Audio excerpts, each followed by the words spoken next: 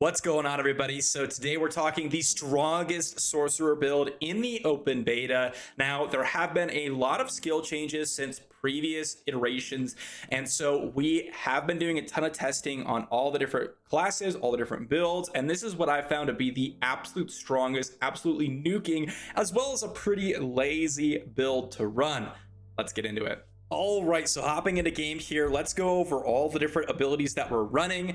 Real brief overview, the abilities that we're going to be running are Hydra, Ice Armor, Firewall, Unstable Currents, although this one can be changed potentially, Arc Lash, and Chain Lightning. This build has a ton of AoE, as well as potentially a lot of lazy damage. And what I classify as lazy damage is that you gotta push something down and then basically kill a ton of things around you without really having to try too hard, which is kind of fun, especially if you are one person that might want to just drop something behind you, continue running, and then kill off the rest of the monsters. But basic here, Arc Lash. This is actually an AoE move here. If I just show you all, this is going to be an AoE move that you're going to slap people in front of you.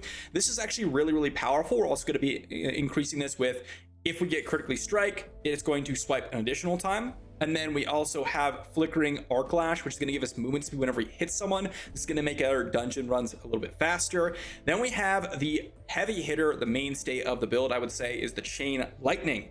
This gains a bunch of increased critical strike and damage if it bounces off of you or just bounces in general.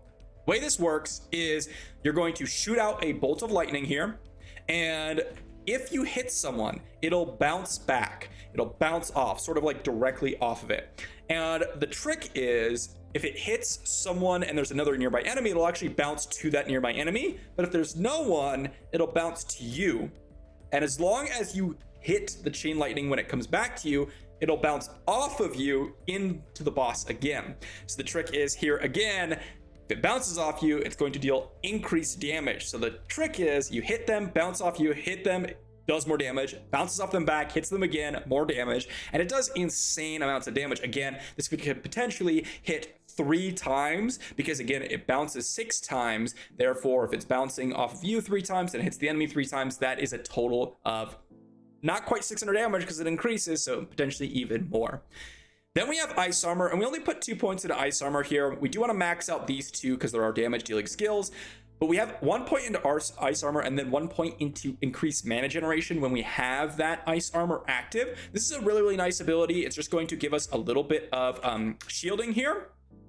So whenever we just go out into the battle, we're going to have a little bit of a barrier. This really, really helps us out in terms of basically just surviving. And of course, if you have a couple of legendary items that I want to go over a little bit later, then this can potentially be a CC break for you. Then we have Hydra, and this again is another one of those abilities that just does a ton of damage. We have 2 upgrades into it. When healthy, we're going to cast additional Hydra head. This means that when we have 80% or more life, we're going to get additional Hydra head. Each Hydra head is going to spit fireballs at enemies for 140 damage if you max it out, potentially more depending on what weapon you have. And also, if you get the second enchantment here, or upgrade rather, you're going to get additional burn damage. This is huge, right? So you just place the Hydra down and it just shoots everyone nearby it. It is crazy, crazy strong. Very, very powerful ability, and it just hits automatically. You don't have to target or anything. So very, very powerful. It also lasts for 12 seconds.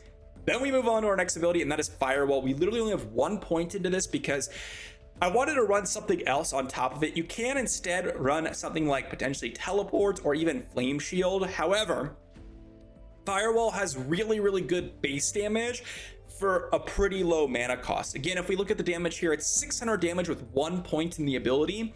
Compare that to Chain Lightning, who has, again, this a little bit higher mana cost, but then also deals only potentially, if you only hit 1 enemy each time, it'll do 6 times 200, which will end up being, 1200 damage roughly.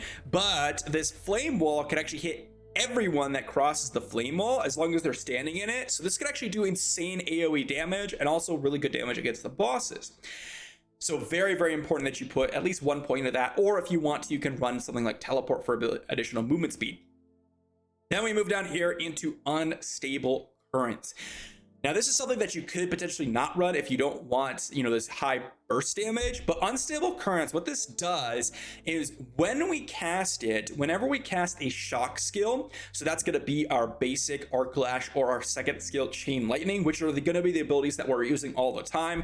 We're only single casting Firewall, Hydra, and Ice Armor. After they're already cast, we basically don't touch them for like 6 seconds, and so we're spamming our basic after that. Now, what this does, again, is it's going to cast a random core, conjuration, or mastery shock skill. What does that mean? Well, right here we have our conjuration, our mastery, and up here we have our core skills. So it will randomly cast a charged bolt, it will randomly cast a chain lightning, a lightning spear, or even a ball lightning randomly whenever we use our basic or second skill, which means tons of skills are flying out and doing extra burst damage, which is really powerful. You could also potentially take points out of this, and this is perfectly viable, and put them into Glass Cannon for 12% just straight up extra damage. I really like both options. I think Unstable Currents is a little bit more fun. It's going to give you a little bit more damage in those rotations when you have Unstable Currents, specifically for bosses, but Glass Cannon can give you a little bit more value in terms of just running the open world, because you can just get extra damage permanently, which is pretty big as well. So for those of you that are running Sorcerer in the open beta upcoming here, you're really going to want to pick up this build and just absolutely annihilate everyone. Now let's talk enchantments. Now this is the unique skill or class, a special ability for the Sorcerer, and what this does is basically allows you to assign any sort of specific skill that you've learned or even have on your gear pieces, and give you some sort of modification to your abilities.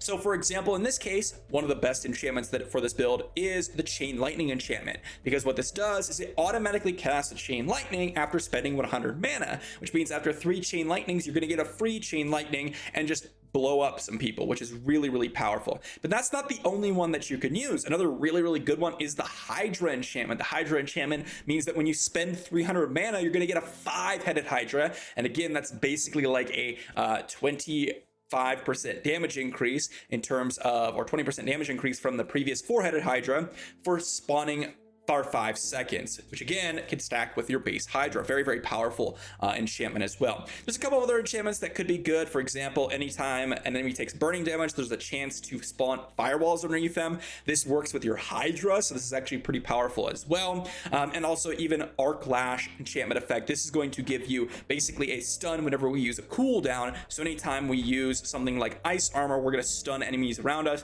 Although I think that the Chain Lightning and the Hydra are the 2 specific ones that are going to be better than the other ones. Now let's talk gear. Now I have a couple of legendaries here that are pretty solid for this build. I don't want to go through all the legendaries because one, I don't have all the legendaries, so I can't, but there are specific ones that you're going to want to look out for, and then some that just provide residual value. So 2 that are really important are going to be Conceited Serpent Stone, or rather the aspect that gives you increased damage while you have a barrier active. Ice Armor is a barrier, so what this does is when you cast Barrier or cast Ice Armor, all of your other abilities are going to get 26% stronger. This is a big damage increase, so definitely want to get this specific legendary aspect while you can. On top of that, the aspect here that casts Ice Armor makes you unstoppable for 2.5 seconds or random amount of time. This is going to be big as well because this is going to be a CC break. Now, one of the only ways you can die on the Sorcerer is if you get CC. In fact, one of the only ways you can die in general is if you get chain CC'd. That's oftentimes the big death. And when you have this, this basically allows you to cast Ice Armor while you're CC'd to break CC. This is a pretty big advantage. The third legendary item that you're going to want to look out for is the one that it gives you an additional ability to spawn an additional Hydra. This is the most broken legendary item in the entire beta, in my opinion.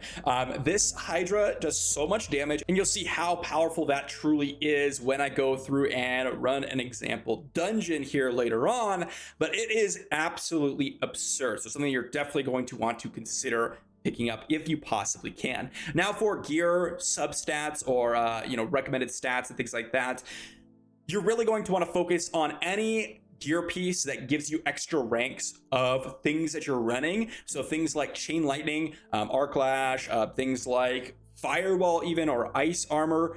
if you can get a free skill of ice armor, that's super nice as well. After that, just any sort of close damage increasing is very powerful as well. Also, intelligence does increase your damage quite a bit, so things like that are going to want to look out for. But specifically for the beta, going for skills that give you extra rank of skills is going to be incredibly powerful for you to run. Now let's talk about socketed gems. So socketed gems, really the only viable one in terms of armor, well, I guess there's two realistically, but the ones that I prefer is going to be your emeralds. I think every class should probably be running the emeralds in your armor because thorns are very powerful. Again, if you just run this in every single armor piece, let's say you have it across the board, right? On every armor piece, you have 1, 2, 3, 4, 5. That's going to give you an additional 100 damage any single time an enemy hits you. That is big, right? If you consider a damage on our basic is 186, that's half of a basic. So you're basically increasing your basic damage by 50% if you were to just use your basic, which is pretty big. So definitely want to run your emeralds in your armor. In terms of your weapons, I would 100% run the topaz. You're going to be using your basic a lot because you run out of mana quickly, and your result is you're going to be AoEing with this Orc Lash skill. So you're definitely going to want to run your topaz. And then in terms of jewelry, well, I would just run your diamonds because, well, resistance to all elements is going to be pretty big. Or you could run your crude skulls because you're going to get extra armor on your jewelry, which again is another one that's going to be pretty valuable. So either running your crude skulls or your diamonds are going to be pretty much the most universal on your jewelry pieces. So we're inside a dungeon right now, and I'll just go ahead and show you the basic gameplay pattern. First off, we're going to want to pop our barrier before we pop anything else, and then we can unload our burst. We want to go ahead and apply the firewall, and then try to keep everyone inside the firewall while kiting them with our basics. Now you'll notice I'll drop the Hydra as well. You want to drop the Hydra again while you're healthy on life. Otherwise, if you go ahead and let me just get hit here a couple times. Come on. These guys don't do much damage to me. Come on. Okay, there we go. So if I drop a Hydra at lower life, you'll see I'll only have 3 heads, which don't give enough damage comparison to the 4 heads, obviously, right? Because it's going to be 1 additional head shooting additional fireballs. Now, again, if you're fighting an elite here, you're going to want to pop that barrier, pop all your skills, and then immediately use your ultimate. Now, you notice with the ultimate here, what this does is it casts a bunch of random lightning skills. You'll see these ball lightnings, these lightning spears that are coming around and just damaging everyone. All of these pop out when we start spamming our basic. Because we are using that ultimate ability, we want to spam out our basic as much as we possibly can so we can get more hits out of them. So that's going to be pretty important for us to get as much damage as possible on the elites. But again, I want to show you also that we can remove some slows, some CC effects on our character from the ice armor. Let me see if I can get CC'd here. Now, right now, I can actually just show you, I can avoid damage. So that's really nice. If you wanted to skip mechanics with the barrier, you can also do that. So I oftentimes do that as well, although it will cut your barrier short if you do lose it because you are taking hits, right? Moving forward, if you're going through a dungeon like myself right now, oftentimes what I'll do is I'll just drop the Hydra, cast a couple chain lightnings, and then keep moving forward, because you oftentimes don't need to kill all the enemies in these dungeons for you to continue onwards. So oftentimes I just drop my damaging abilities that can just chill behind me and then move forward. So maybe I can pick up a couple extra kills later through fights. Then we're going to go ahead and just approach. Oh no, we got stuck here. Looks like we're stuck, but we got walled in. Does not really matter. We have the barrier to keep ourselves alive. I'm just trying to get to the boss here so you guys can see if we can get some CC going. Artillery shrines are always great. Here we go. Now we have the heart, which means that the boss is going to be in this room up here. So walking towards the boss here, I want to see if they can give us a knockdown or some sort of CC. So here we go. I'm gonna go ahead and just take a couple hits here and see if they got some sort of CC move. Looks like they got a couple of basics. And that one just chops us up. Come on, give us some CC. Not quite. No CC here from the boss, but the same premise applies. If you do get CC'd, you're going to want to just absolutely use all of your ice armor possible. But you can see the burst damage with this build. If you go ahead and pop that ultimate, pop the firewall, pop the Hydra, keep your barrier alive, you are going to absolutely annihilate the boss. Again, this is level 25. I don't even have the best legendaries. I don't have the double Hydra. If I did, this would be even faster.